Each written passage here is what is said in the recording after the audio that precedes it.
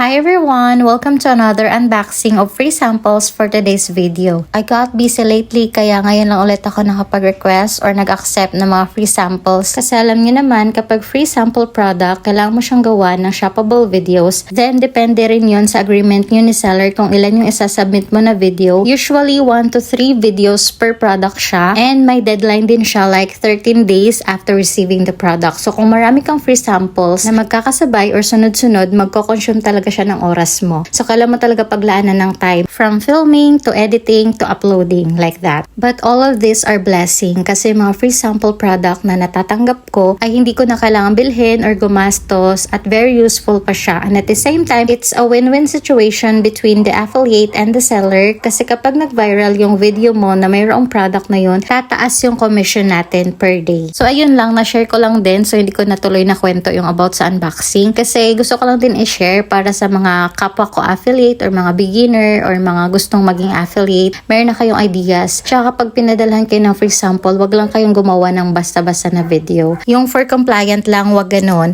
Meron kasing iba na porket nakuha na nila yung product, hindi na sila mag-e-effort for that video. It's like an investment kasi kapag ginalingan mo yung video mo, ginandahan mo, may time na magugustuhan ka ni seller, nagustuhan niya yung gawa mo, yung videos mo, papadalhan ka nila ulit. Like may tiwala na sila sa'yo and kahit hindi ka mag-request, sila na mismo mag-offer sa'yo. Katulad nung last na in-unboxing ko, lagi nila akong ino-offeran. So ako na lang yung mamimili kung ano yung gusto ko or yung ano yung gagamitin ko. Yung gusto ko kasi yung free sample na magagamit ko rin talaga para ma-promote ko siya ng maayos at para ma-try ko siya, ma-test ko talaga siya. Hindi lang yung promote lang ng promote na kahit hindi mo pa naman siya na-try. Yung parang ganon. So kasama yun sa journey mo as an affiliate kung gusto mo mag-establish na magandang record. So yun lang yung mga tips na maibibigay ko and thank you for watching. See you on our next unboxing video. Bye!